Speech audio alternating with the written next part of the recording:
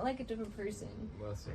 You're like, I'm just gonna be like a better version of myself. You're gonna be like, wow, this chick has her shit together. Who is this? I'm Scarlett Aliceia, and this is Michael Kelly Terrell, our guest today. Hola, hola.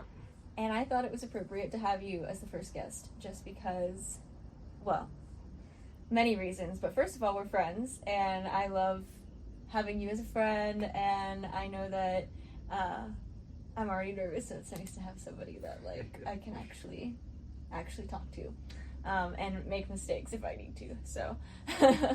Likewise. Well, thank you so much for saying yes, because I, like, respect your opinion so much. And, so first of all, you're not from here, right? Born and raised. De aquí como el Coquí, pa' que sepa. But your accent. I was homeschooled. English was my first language. And obviously I know that, like, I'm teasing you. Yes. Because I think we're all familiar with that line of questioning. Yeah, those of us that are not from Puerto Rico, that are in the diaspora, often get that question. And you're not even in the diaspora. You're literally from Puerto Rico. So tell me a little bit about, like, how did you become, no offense, a Puerto Rican living in Puerto Rico that does not speak Spanish fluently? Or at least you're almost there now, or you're about there. Casi. Poco a poco. Yeah. Little by little. Yes. Right. Exactly. And I appreciate you saying that, because I know that, like, some of our listeners, we might, like, be saying some of the phrases they might not know. I mean, obviously, if somebody's watching the show and, like, they are from Puerto Rico, like, they know. But maybe some of our listeners don't even know what poco a poco means. Like, little by little. It's, like, a very common saying here. So, tell me, who are your parents, and, like, why don't you know Spanish? What happened? Tell me a little bit about your background. Well, my parents, I think like a lot of people in that generation were chasing the American dream. So, for whatever reason, there were a lot of Puerto Ricans that felt as though they needed to escape the motherland and, test their waters out in a different economy. And so my mother was very gung-ho about going to college and leaving. And my father was born in New York, actually. But he has, like, a lot of Puerto Rican blood. His mother, my grandmother, and my grandfather, even though my grandfather is very Irish. Okay. So that's where we get the Kelly. Okay.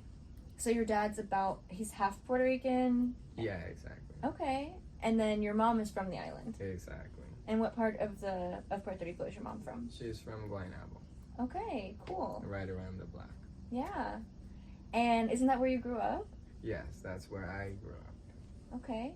Tell me a little bit about growing up in Guaynabo, and we always get this mistake. That's skipping the timeline. It is, because we're going to talk about Naguabo as well. Yes. Because you have a strong connection there too. Yes, that's more recent. Yeah, so tell me about growing up in Guaynabo. Guaynabo was good. I was basically, because I was homeschooled, I was home most of the time. But my dad was old-fashioned, so he wouldn't really leave me on the computer. We would go to the beach and stuff. It's 10 minutes from the beach, Escambron, Playa Escambron. And I would always make fun of the name because it sounds like a vulgar word, a nasty word, Escambron.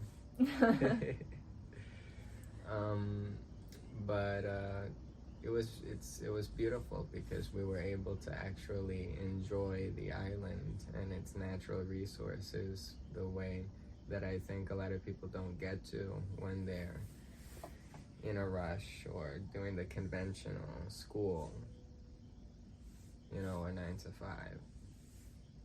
My mother was the breadwinner at that time, so my father also had the privilege, of being the house husband. But I think that definitely Oh, helps. sorry. It's an inside joke we're laughing about the word privilege because Michael is also a music producer, and we recently made a song where the inside joke is the It's word a privilege. But- okay, so I got distracted. Tell me about your dad. What were you saying? So, he's a great person. He's from Brooklyn, New York. You know, so it's a pretty tough atmosphere. Kind of, you know, nowadays we'd say toxic environment back then. And so he's definitely very realistic approach. He's helped me a lot because he's always been an outsider. Even over there, he was born and raised there, but because of the Puerto Rican background, he wasn't really accepted in any of the, niche groups, that happen to be based on their ethnicity. So he wasn't really fitting in with any of these based groups, which why would you want to? But at the same time, their form of bullying was a lot more hands-on, so it was a physical hazard. You'd have to navigate the streets of Brooklyn and New York back in the day. So I definitely understand his seriousness. But he's definitely helped me figure out that ethnicity doesn't really have much to do with it. It's more about culture. At least that's how I see it. Yeah, what does that mean to you, like the cultural aspect? Because culture to a lot of people is language, but your dad is not, or he was not at least fluent in Spanish at the time. Like, for whatever reason, his parents didn't pass it on. This happens a lot, happened to me. I'm also half Puerto Rican, so I relate a lot to your dad. Like, when you talked, when you told me things about your dad, I've related a lot to some of the things that you've shared with me, because I'm like, okay, like, it is a common experience for someone that is kind of in between cultures to not really know, to not really feel like they fit in with one or the other. I had a similar experience, but not growing up in Brooklyn. That's something else. Yeah, not fitting in turns a little bit more of a survival thing. So that's to an extreme, but obviously it's still going on. That prejudice is everywhere. Yeah. Over here, obviously, it's less so, but not really. It's more of a reverse racism. Obviously that doesn't apply to everybody. But I think it's just that lack of culture. Basically, it's a universal thing that the more you're chasing money, the less you're empathizing with people. The more you value money and time, time is money, then it's like you're not going to pull over for the person that needs help, Yeah. Yeah. I think that's what I refer to when I say culture. Valuing of the things that are priceless. That don't have a price. Yeah. And, I definitely have felt that same, prejudice here sometimes around certain people that feel a certain type of way about me being here. A lot of the time it's because they assume, at least I hope they're assuming that I'm not Puerto Rican. But a lot of people assume I'm Puerto Rican and sometimes still treat me a certain way, which, fair, I understand. I've talked about this a lot on my social media pages, but, I do understand, the sense of ownership. The sense of responsibility, though, should also come with that sense of ownership. Thank you. And yes, so I agree. I think for some people, the sense of look at that, it's like a little light now. It's like look, I told you I forgot my light, and now my laptop light I'll just have to keep. It works perfect. But I also know that for me, I'll never experience the level of racism. I've never experienced racism, right? The way that a black person experienced racism, or an Afro-Puerto Rican experiences racism maybe here, or maybe when they go to the States or whatever. I understand that I have a privilege, just being a lighter skinned person, being a more white featured person. But that being said, that doesn't mean I've lived an easy life. And obviously for your dad, like, that's not true either. Especially growing up in Brooklyn, like, the things that you've told me, and even now the things that you're describing, like, it sounds, yeah, that's hard. And I think, like, sometimes what we end up missing in the picture of talking about the struggles of Puerto Ricans around the world is that it is Puerto Ricans around the world. The reason why we don't have all of Puerto Ricans living in Puerto Rico is because of the systems in place that have slowly pushed our people out generation by generation. And so, like, when we end up at war with each other, it breaks my heart, because we really should be coming together. We really should feel that unified sense of responsibility for how we can care and take care of Puerto Rico. Like, me personally, though, I also understand that since I moved here, people aren't going to connect with me as much unless I fit into the culture. So that's something that I'm adapting to personally. Right.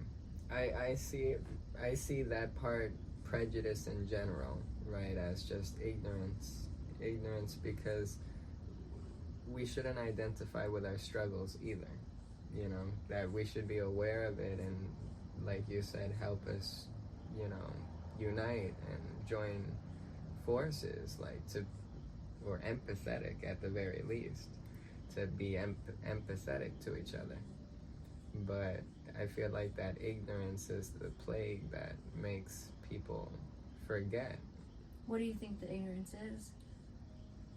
Well, they're identifying with that struggle, and when they assume... When you say they, do you mean like all Puerto Ricans, or what do you mean? Well, I mean the people who display prejudice, right, or racism. Like anyone, Puerto Rican or not, or what are you saying? Right, well, there are a lot in Puerto Rico as well that display the reverse racism. But I mean, I wouldn't say everybody, because I think it is a universal thing, not just specific to Puerto Rico. I think that's everywhere, that there are people that are extremists, you know. And we've talked about this a little bit too, because I think everyone's entitled to their own opinion. I personally do not like the term reverse racism, just because I don't feel like... Well, yeah, it's just racism.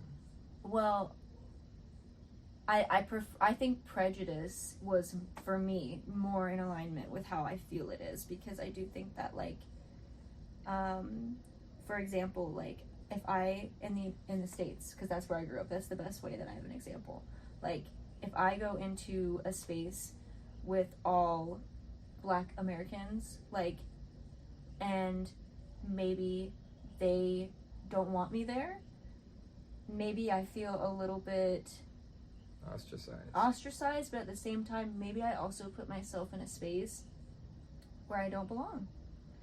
And it's not because I shouldn't belong, it's just that I just don't, you know. I haven't had the same experiences, I haven't had the same struggles, I haven't had the same systematic struggles, you know. Right. So literally, like, being, like, afraid of my life when I see a police officer, you know. And not to say that I don't feel that anxiety, sometimes I still do, but it's a different, you know, like, I completely understand. It's a different thing. And this is where I feel as though, as a people, generally speaking, no matter who you are, where you're from, what your ethnicity is, the culture shouldn't be our struggles.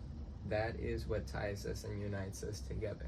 But our culture is our passions, what drive us, the things that keep us alive. Absolutely. Before we get off topic, though, can I finish Yes. one thing that I wanted to say? Yes. That when, for example, if I'm pushing myself in that space, maybe I feel ostracized. Maybe someone else could paint that as prejudice. Someone else could say, or maybe I feel that way, or maybe you could say that, you know, maybe, or any other space literally where I probably shouldn't be inserting myself, you know, because I, like I said, literally don't belong, and I'm kind of disrupting by being there. I should know that out of respect, right? So, like, it's not that, now if I'm invited, that's another thing. Like, if they invited me, absolutely, I would love to go. But I'm not going to, like, insert myself in a space where, like, my presence is going to be that disruptive, which is another reason here why we can touch on this later maybe. Like, I try not to, as you know, like, speak English too much in public very loud, and like that's another thing that we can touch on. But my point is, I think that I can feel a little bit sad to feel a little bit left out, and that's different from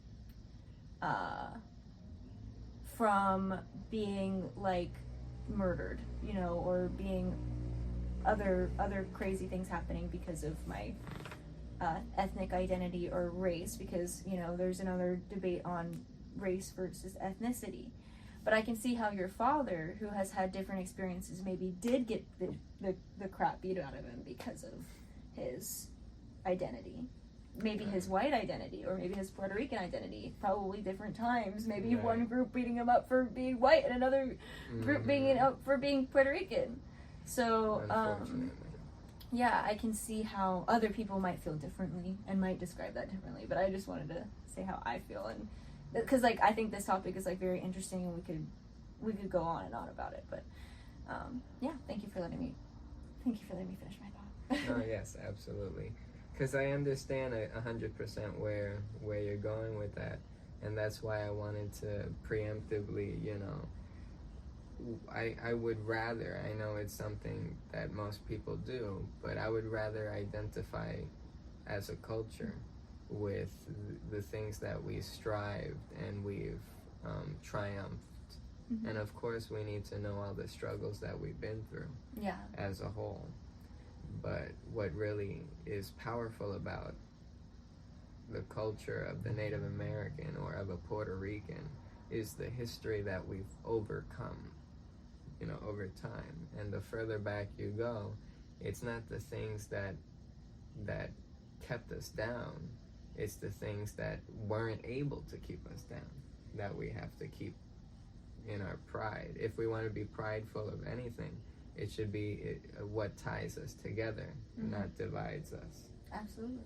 But of course, those tragedies are part of a new system that I don't believe, you know, is what we should identify with.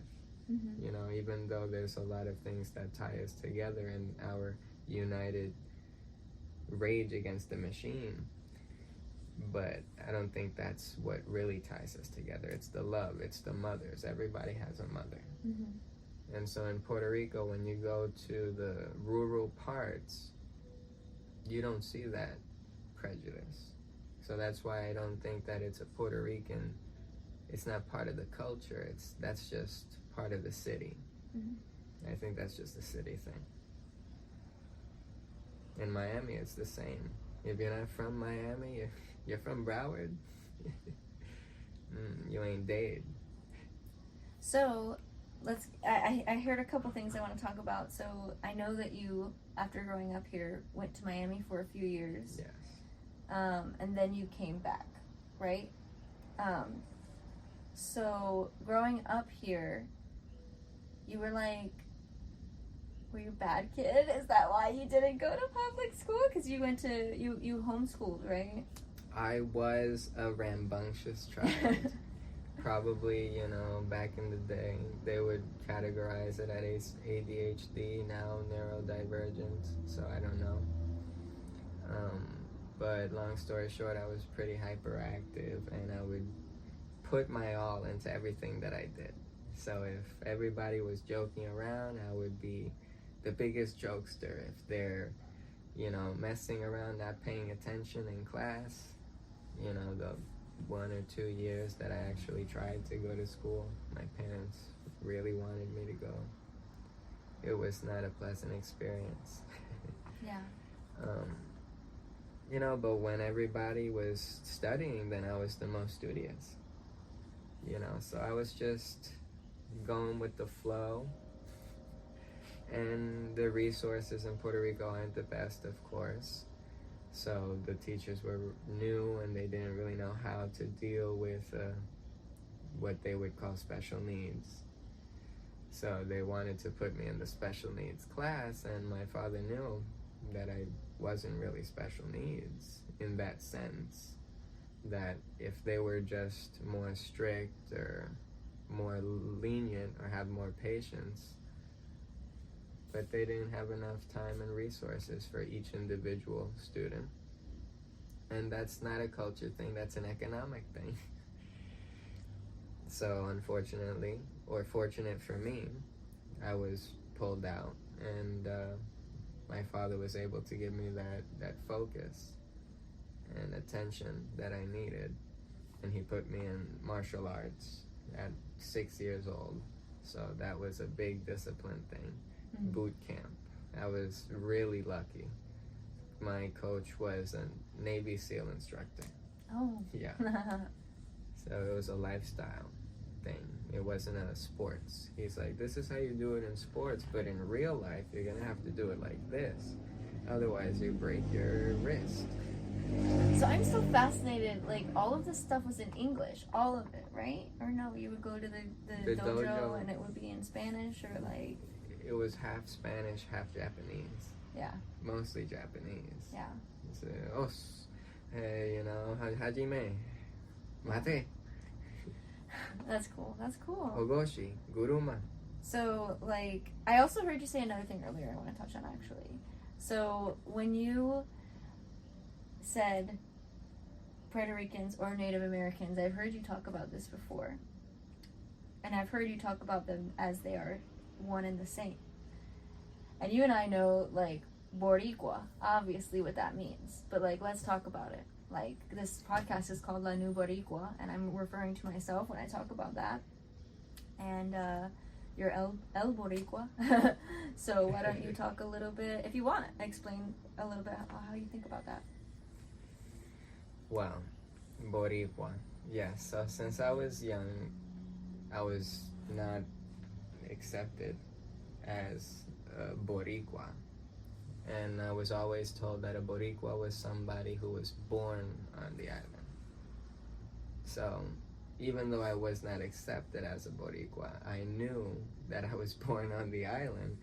And you were not accepted as a Boricua because of not speaking Spanish. And it was because of the accent, exactly. Yeah. Even though I spoke Spanish, like a third grader is going to speak third grade Spanish, So there was no excuse. Even that early, it was always within the classrooms, within our own children, right? So it's something that's, for some reason, embedded early on. So I'm hoping, right, like I'm trying not to see it as a part of the culture, but it's something that's deep rooted. I don't know where it's coming from. I can't speak on that. Yeah. But unfortunately, they had this idea that was a point. That was something to bully people with. And you're like, well, I am born on the island, so now what? So now what? And it's like, but so that's where they would short circuit. And you were raised here, because a lot of people next will be like, well, you weren't raised here. Right. And it's like, well, I was raised here. Exactly. You have such a unique experience. That's like a huge reason why I wanted to have you like speak, because like I feel like there are a lot of people who would be like shocked, just like me. Like I was like, how do you?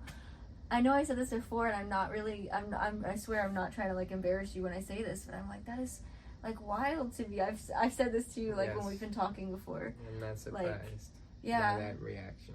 Like, and I that's why I appreciate your perspective so much, because like it showed me too that same thing that you were just talking about, which is like, sure, you can be born and raised in Puerto Rico and that makes you Boricua, but that's not the only thing that makes you Boricua. Exactly. Even by the standard, I guess, of what other people are holding you to here, that say, well, because they still don't act like you're Boricua, even though you literally are born and raised here. Right. But it is the cultural thing, I think. But I think people forget that, like, culture isn't just language, Like, language is a huge part of it. It absolutely is a huge, like, crucial dynamic part of it. And I think that's why, like, I know you and I are both, and you're way more ahead of me, like, you and I are both working very hard on our Spanish skills. Unfortunately, like, nothing against our parents, but they didn't share that, with us, maybe because they were busy. I know from what you told me, it sounds like your parents were very busy.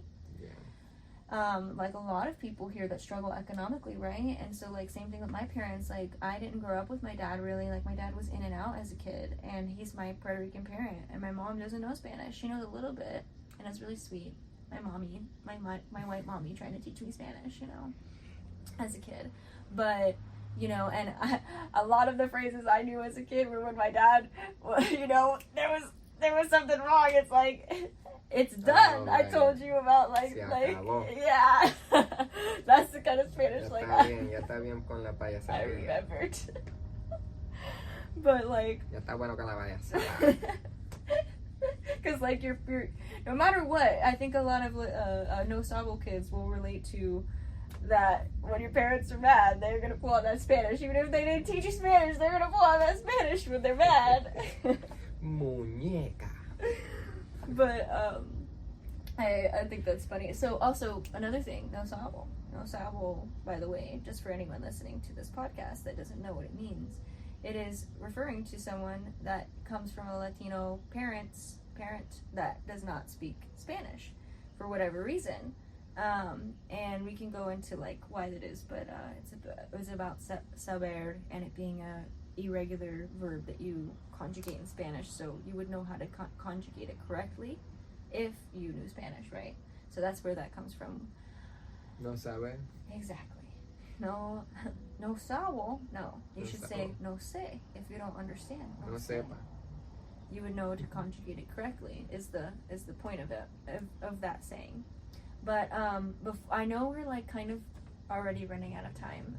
We're definitely gonna have to do a part 2 because like this has been already a really interesting conversation, and I think it took us both a minute to warm up, especially this being the first time. But then we got some good stuff. So like I want to touch on a couple different things before we finish up. Can you tell me a little bit about how you feel with your accent, since it's not maybe like the typical, like especially your age? Because how old are you? 24. Yeah, so the typical person your age, especially the way that they speak, you know, here. So, yeah, tell me a little about your experience speaking Spanish here. So, from my experience speaking Spanish, to put it bluntly, right, sometimes I prefer to just preemptively tell people that I have a speech impediment so that they don't automatically ask me where I'm from. Because then it takes, you know, like 10 minutes of explaining how I'm from here, and yes, I was also born here, and yes, I was raised here, and yes, I did leave and come back, right? So instead I'm just like, oh, yeah, I speak Spanish, I just play aloof. So yeah, and English. And why do you do that? Because it's easier to just avoid the politics, because there's always an underlying vibe of that patriotism that it seems to be on the wrong end of our pride. You know, it turns into more of a prejudice instead of a camaraderie. Mm-hmm. Instead of searching out to see, are you from here, as in, do you share the same values, or is it a blood thing? You know, because we can share the same values and we love our island, but just that's why it's not about blood. Yeah. To be a Boricua is to be somebody who worships, you know, symbolically the land of Boricua, Borinquen, you know, and really there were... And it is, to me, you come from Taino people, like some of your ancestors are Taino. That's how I feel. Like, as an ethnicity, yeah. But I'm looking at it more of a culture. Mm-hmm. Because a lot of our blood, ethnic-wise, is mixed. So that's why everybody is part Boricua. You know, that is Puerto Rican. But to be Boricua is to be indigenous blood, right? But since none of us are full 100% indigenous, or there's barely any that are still, you know, pure. That are still Taino by, like, culture and by, like, very high blood quantum, Right. They're there, and but, yeah, it's not everybody, even though we all say, oh, we all come from the three, we all come from Tainos, Africans, and Spanish. Sure, that is, like, the big three or whatever, but everybody's got different And percentages the Irish of each and the too. Italian and the French. Exactly, there's more, but The Dutch. everyone it just breaks it down to that 3 mostly, and it is because those are the main 3 when you look at your blood quantity. Like, it's at least for the most, not everybody, obviously, but a lot of people are going to have pretty good portions of those 3, from what I've seen at least. And that's a Puerto Rican Right. quote Right. by blood. Yeah. And to me, even if you have 1 or 2%, I don't know, because I don't know how percentages work throughout time, but like, even if you just have a small percent of Taino ancestry, or Boricua, in my opinion. But Well, that's what I'm implying, that most Puerto Ricans by blood aren't necessarily Boricua. And so it's a big part of our culture that we take pride in. What do you mean? But you don't mean they're not necessarily Boricua in their culture.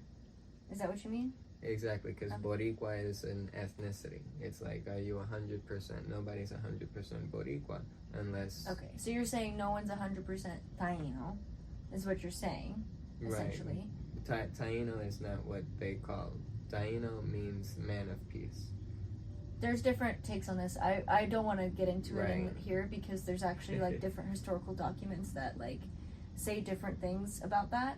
So because I know a lot of people, it's been popular lately for people to say, oh, they didn't call themselves Taino, but that there are differing references on that. So you can't really say that they didn't because we don't know for sure from the research that I've done.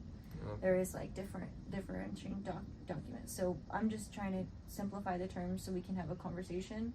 Like the Taino people, for the sake of the conversation, there is no one that is like 100%. But to me, like if you have Taino ancestry, which all essentially, I'm sure there might be 1 or 2 that don't, but all Puerto Ricans, modern Puerto Ricans, do have some.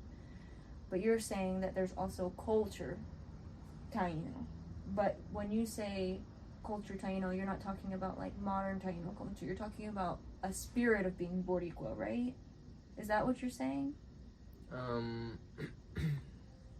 Yeah, the spirit of, I feel like that applies to any culture, is the information, the language, the arts and practices, the spirit of the ancients, you know. Okay. And so those practices aren't necessarily being conveyed to the next generation, that's how I see culture, is more of a philosophy that you have as a people. And so like not necessarily like passing on like the Taino like dances and clothes and other like literal like physical traditions or like verbal traditions, like more literal traditions that people think of. You're more so talking about the values of those peoples, the ancient peoples. Oh man, I was just making a video the other day where I was talking about something similar, where I was like, we all have ancestors. Actually, I think I posted today. We all have ancestors of this earth that at one point lived in tune with the earth, that loved the earth, at one point all of our ancestors were indigenous. Right. So I should have started out with that the Boricua culture is inherently spiritual. Yeah. So nowadays it would be referred to as supernatural.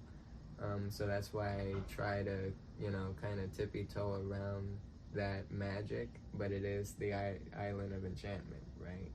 So the true culture of the Boricua is spiritual in nature. It's unquantifiable. Right. So that's where we get into the spiritual wawa.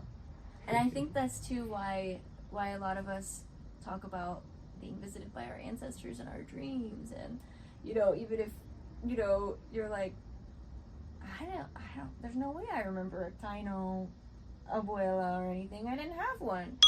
But there's the timer. We're gonna have to finish this on another episode. Thank you so much, Michael. It's been a fabulous episode having you on. What's your social media? You can find me Turn on that alarm off while you're Instagram. talking. You can find me on Instagram at _MCMK _. Or just Michael Kelly on Facebook. Okay. Michael is a tour guide and a fabulous one, and also a music producer, and a photographer. So reach out to Michael for